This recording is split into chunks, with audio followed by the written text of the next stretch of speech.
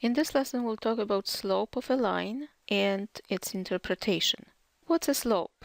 In most general words, this is just steepness of a line, or we could see it as change in elevation in relation to the horizontal distance between 2 points. So, for example, if I have a point here and a point there, the slope tells me the change in elevation, how far I need to move up to reach my destination point in relation to the horizontal distance. This can also be described as the rate of change of y values in respect to x values. For example, if this takes place in a system of coordinates, the change in elevation, it's really the same as change in y values. And the change in horizontal distance, that's the same as change in x values. So the rate of change is the ratio between change in y over change in x. And another interpretation of slope is the most commonly used rise over run. So this vertical change in y, that's the same as rise, and the horizontal change in x, that's the same as run. Let's look at the slope between two given points in a system of coordinates again. If the first point has coordinates x1, y1, and the second point has coordinates x2, y2, then using this information to obtain the formula for the horizontal distance, it's a good idea to project both points onto the x-axis. Therefore, the projection of the first point will end up to be x1 on the x-axis, and projection of the second point will have coordinate x2 on the x-axis. Therefore, this horizontal distance, which we call run, or change in x, sometimes denoted delta x. Instead of change, we can use a delta sign. So this distance between x1 and x2, the run part, is the higher number, which in this case is x2, minus the lower number, which is x1. So x2 minus x1 represents the run part, or the change in x part. Similarly, we could project our points onto the y-axis, and then we'll see that those projections are really y1 and y2.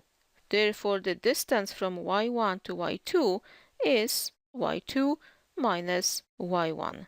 Okay, that means that we can represent the rise or change in y value, also denoted as delta y, through the expression y2 minus y1, which means that our slope, which is rise over run, is really the same as y2 minus y1 over x2 minus x1. So that's our slope. Notice that if x2 is higher than x1, the sign of overall slope really depends if y2 is higher than y1, that will be positive, and then we talk about rise. But the second point could be actually positioned below our y1 level. So could be, for example, here. And then the difference between y2 and y1 will be negative. If it's negative, then the whole slope will be negative. So in case of a negative slope, we'll talk about falling rather than rising. So I will always run forward. That means my run part will always be positive, denominator positive. However, the numerator could be either positive or negative. So either rise or fall. Let's see some examples of slopes in real-life situation. If we travel, we can talk about road grade, which is actually the same as slope. Road grade is the ratio of A over B, where A is the elevation and B is the horizontal distance. This ratio A over B could be given as a fraction, but quite often we may see a percent information on the side of the road. For example, what does it mean that the road rises 7%? Well, that really means that over 100 meters, we would expect 7 meters to climb up. So the 7% really means that the A is 7 if B is 100.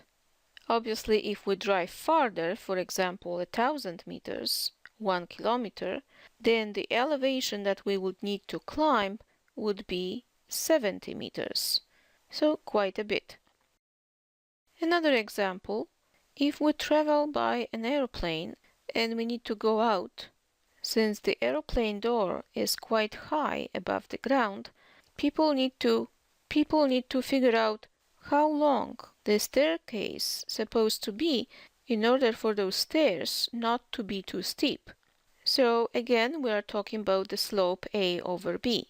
In both of these situations, the system of coordinates doesn't really matter. We are talking about positive a and positive b, because we could always set up the system of coordinates in a positive direction. What's important here is the ratio between a and b, not the sign of it. So let's put this together to form a definition of slope. Slope m of a line, or a line segment connecting 2 points x1, y1 and x2, y2, is the difference quotient, the quotient of two differences. The slope is rise over run, but it can be seen as a change in y over change in x. And in shorter notation, instead of the word change, we use delta sign. So we could see it as delta y over delta x, which in practice is the difference between the y values of our points over the difference of corresponding x values of our given points. Now, if in the numerator we start with the second point, we start with y2, then the denominator we also need to start with the second point, that's why it's x2. But notice that this would be the same as y1 minus y2 over x1 minus x2. So it doesn't really matter which point we start with. What matters is that we need to start with the same point in the numerator and in the denominator. Obviously, this formula works only if x1 is different than x2. Why? Because otherwise the denominator would be 0 and we can't divide by 0. When x1 is equal to x2, well, let's think about it for a second. If x1 is equal to x2, that means both of those points must be on the vertical line. That will be, let's say, point P1 and P2. P1, P2. So we know that the slope of a vertical line is undefined. We talked about it in one of the previous videos.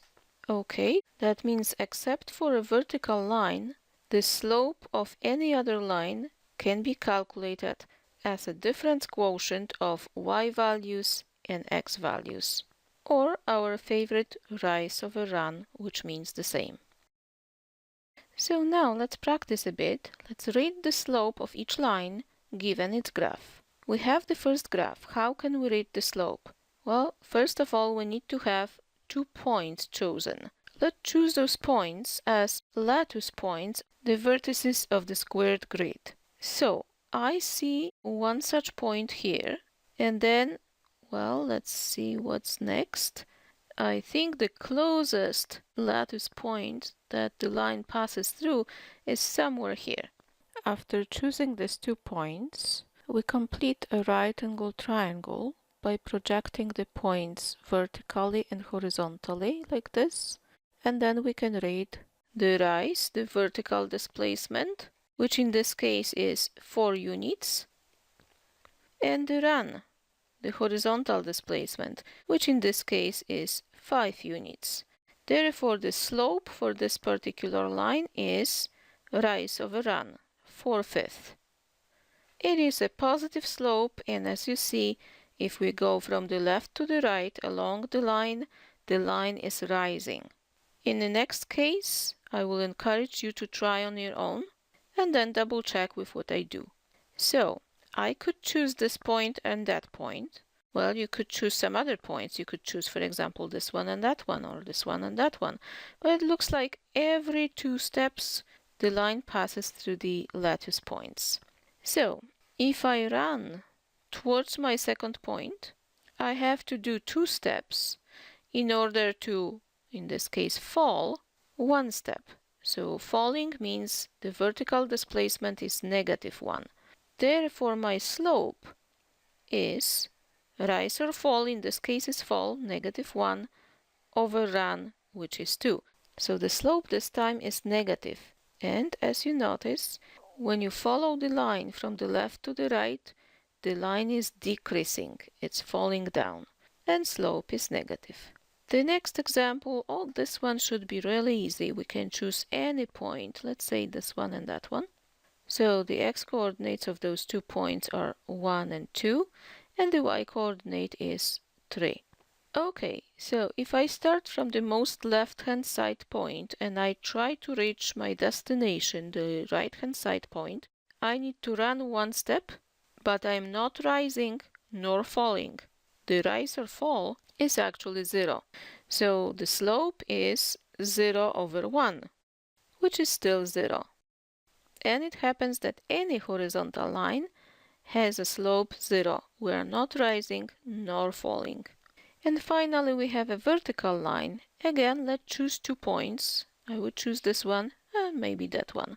Since there is no horizontal displacement from the first point to the second, so the run part in this case is 0, but the rise part is something.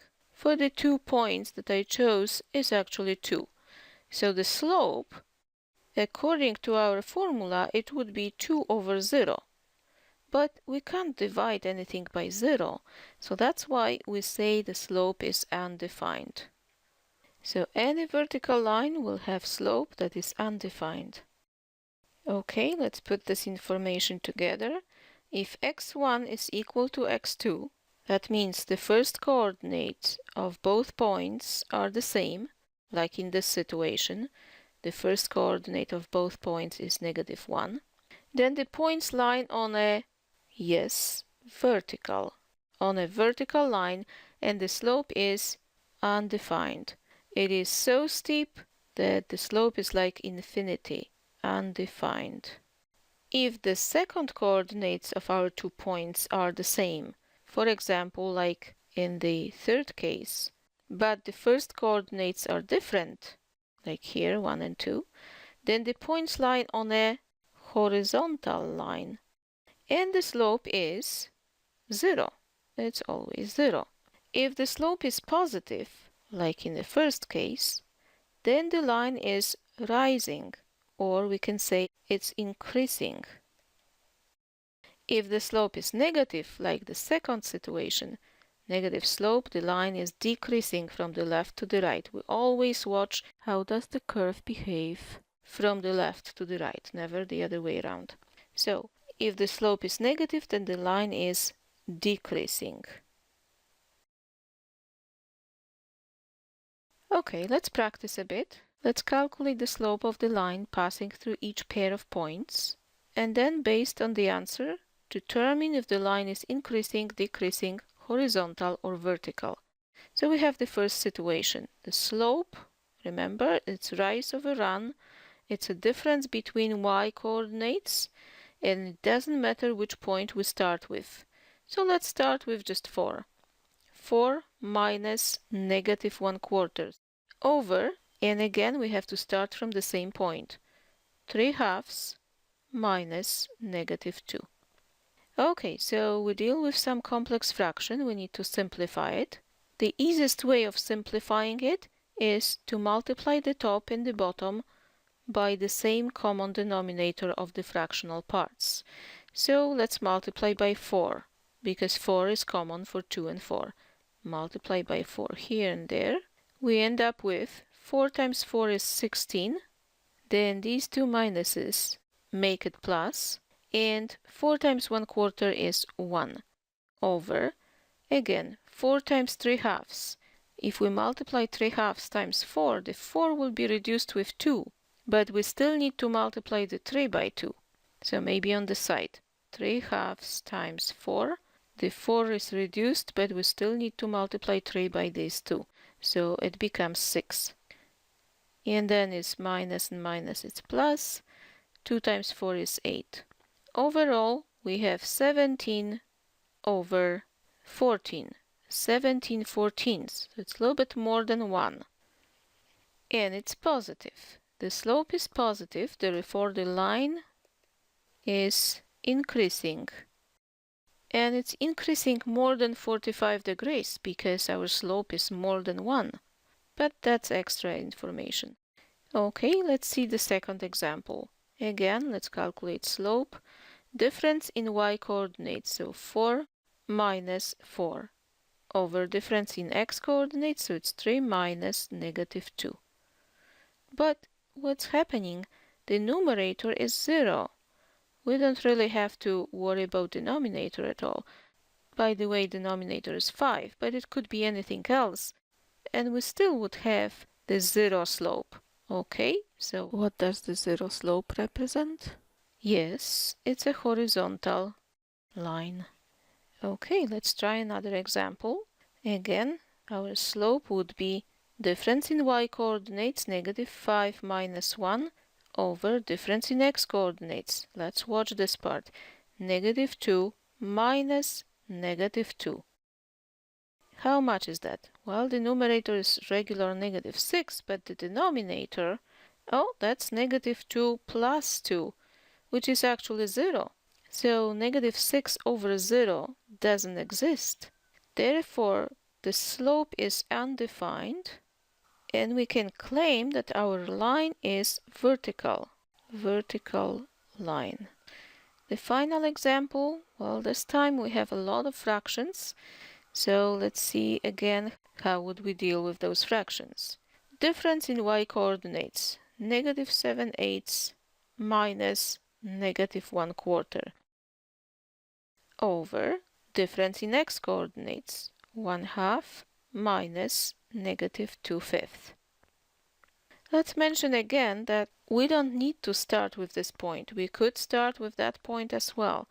The result will be the same. You may want to try it on your own. Okay, let's simplify our complex fraction. What's the common denominator for 4, 8, 2, and 5? Well, for 2, 4, and 8, 8 is good enough, but then we have to accommodate for 5. So 5 times 8 would be 40. Let's multiply the top and the bottom, everything, by 40. 40 here and 40 there.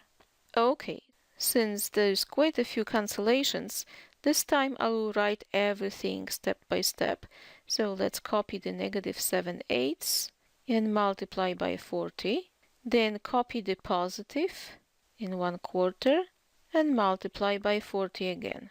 Everything over, and similarly as in the top, 1/2 times 40 plus 2/5 again times 40.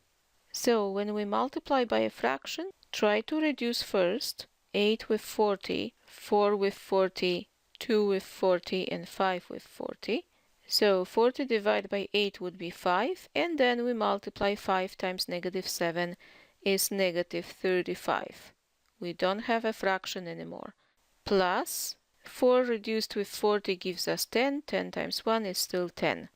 Over, and similarly here, 40 divided by 2 is just 20, plus 40 divided by 5 is 8, and then we multiply 8 times 2, which gives us 16.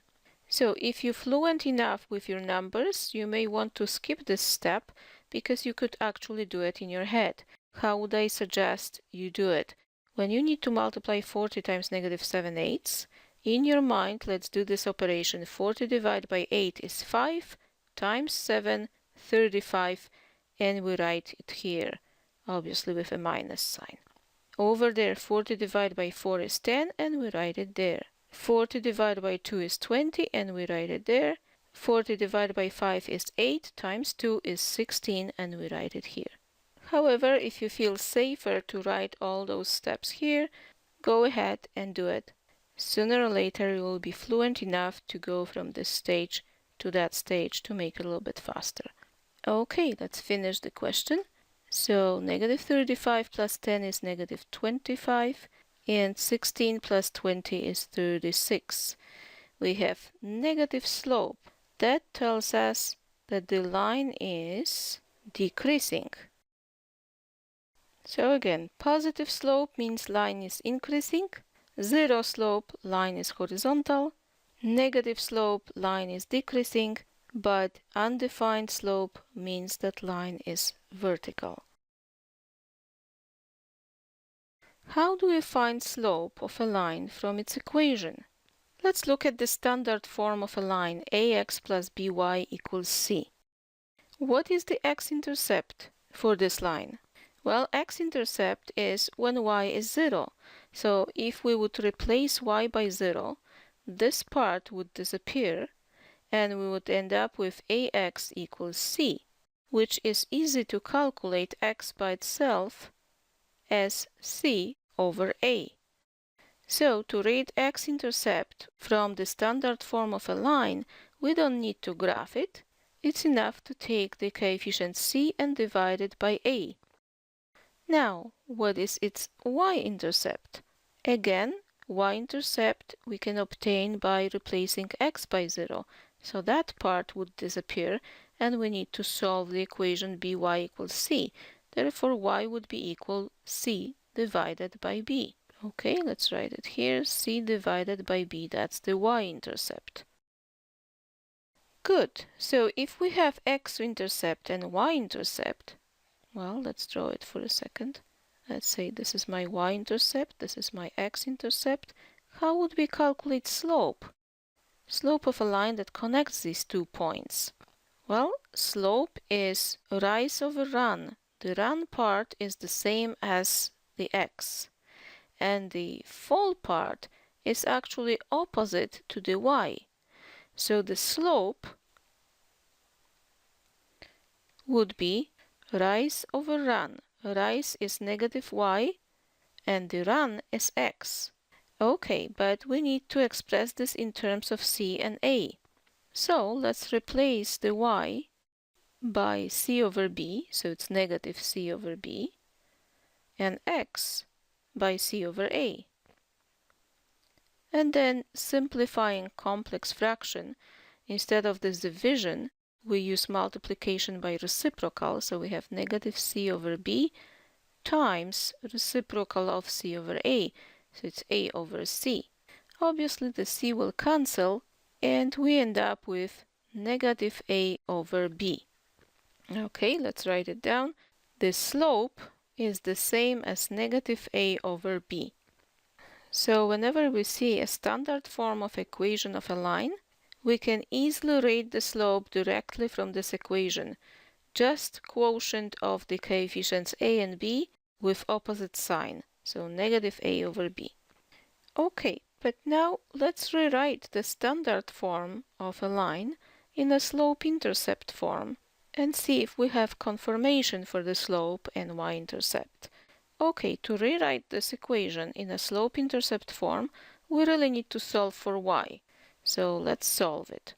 We'll keep the term with y on the same side, and we'll bring the term with x to the right-hand side, so it becomes negative ax, and plus c.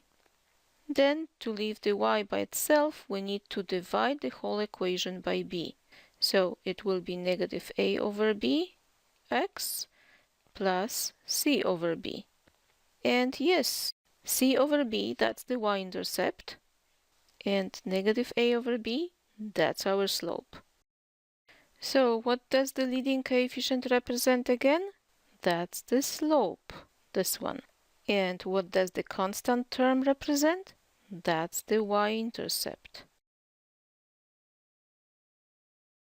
Okay, next, find the slope of a line and graph it using slope-intercept method. Well, slope-intercept method, that's the easiest method to graph. Since this equation is given in a standard form, let's solve it for y to have the slope and y-intercept ready. Okay, that will be negative 5y, bring the 2x to the right, so it's negative 2x and negative 10. But then we divide by negative 5. Meaning that the y would be, 2 negatives makes it positive, 2/5 x, and again positive, 10 divided by 5 is 2. So we have 2 as a y-intercept, we can mark it on the y-axis at once, and we have slope 2/5, meaning We are rising 2 steps and we are running 5 steps. Starting with our y-intercept 2, we are rising 2 and we are running 5. That's how we get the second point. Either rising 2 and running 5, or running 5 and rising 2. No matter how you do it, you still get the same point. Obviously, it's a good idea to develop more points, so let's do the same pattern to the left. Fall 2 steps and go backwards 5 steps. 2, 5, 2, 5, the same slope. And take a ruler and join these 3 points. That's our line. Notice that the slope to 5th could be obtained without even solving for y. We could just divide 2 by -5 and change the sign. It will be 2/5. Okay, see the next example. This time we have y equals 3. So in a slope-intercept form, that would be like 0x plus 3, isn't it? Therefore, slope is 0, we're dealing with horizontal line. And the y-intercept is 3, so let's try 3 on the y-axis. Here's 3. Slope is 0, horizontal line like that. The best idea is to take a ruler. We can mark 1 unit here. We should also mark a unit or 2 here, maybe 1 here, 5 there. Okay, and the last equation to graph, x is -2. So on x-axis, -2 is, let's say, here, and the y can be anything. This is a vertical line. Y can be anything, but x is constantly -2. So that's our line, vertical line like this. Let's mark this to stronger and make one mark on y-axis to get the scale. Okay, those are our lines. The meaning of slope. Let's talk about it a little bit more. Slope tells you how steep something is. For example, here we have a hill which rises 30 meters, but this rise happens over 100 meters horizontal distance. So this hill is as steep as this segment connecting the triangle. But what if we have exactly the same 30 meters elevation, except that this elevation happens over 50 meters, half away? Okay, if we draw a segment like this, you can probably notice that this segment is steeper than the previous one. So to describe how steep is the hill, not only its elevation matters, but also over what horizontal distance it happens. That's why we divide rise over run.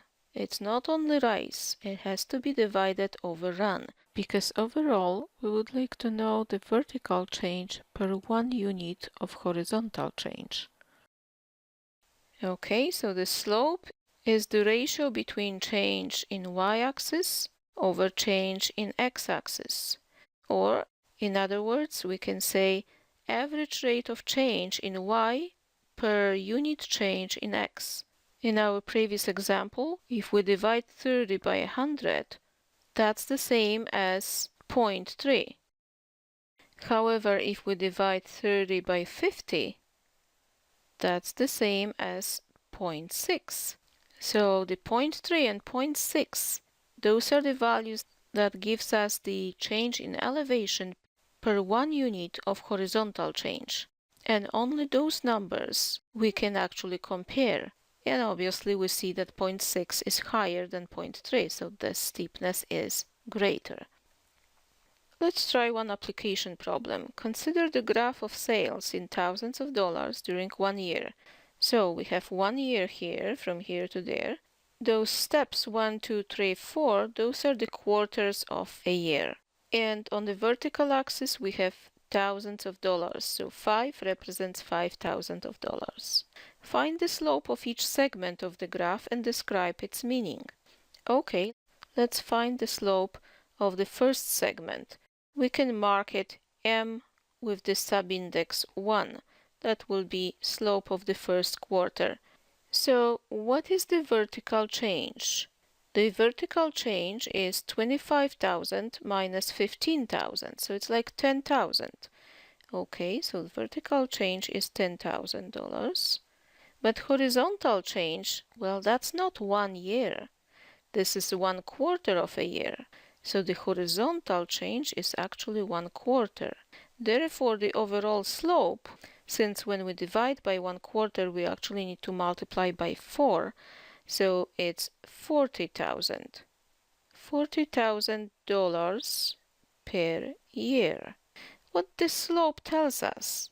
Well, it tells us that in the first quarter of this particular year, the rate of change of the sales per year was $40,000 per year. However, we didn't wait full year.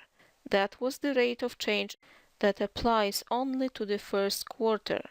So if this situation lasted only for 1/4 of a year, that's why over this 1/4 of a year only $10,000 increased. Okay, let's see what's happened in the second quarter. M2, slope in the second quarter is, well, this time we are falling $10,000 per 1/4 of a year. So it's negative $10,000 over 1/4, which after simplification becomes negative $40,000 per year. So in the second quarter, the rate of change of sales per year was negative $40,000 per year. Okay, and finally, let's see what M3 is. This time, the rise is just $5,000. So it's $5,000 per what time? Well, the run, it was 2/4, which is half a year. So we divide by 1/2. Therefore, overall, this is 5,000 times 2, so it's $10,000 per year. That tells us that in the last half a year, the rate of change of the sales per year was $10,000 per year. Now, let's find the average rate of change of sales per year. So, not in the first quarter, not in the second quarter, not in the last 2 quarters, but overall in the whole year. So what does it mean? Well, we started with $15,000 and we finish our year at the level of $20,000. So this is the steepness, this is the slope that happens over the full year. Okay, let's calculate the slope. The average slope during the whole year was, the increase was just $5,000 and the horizontal displacement is 1. So overall, the slope is $5,000 per year. Even though in the first quarter of the year, the sales increased really steeply, but then whatever it was gained, it was lost in the second quarter. And the overall gain comes actually from this $10,000. But this situation applied only to half a year. If we spread it over an entire year, it becomes $5,000 per year. I hope that makes some sense, but please think about this graph by yourself and try to justify to yourself how the slope idea works in this case. So once more, remember, slope is the same as rate of change. How fast the y values change in respect to the x values.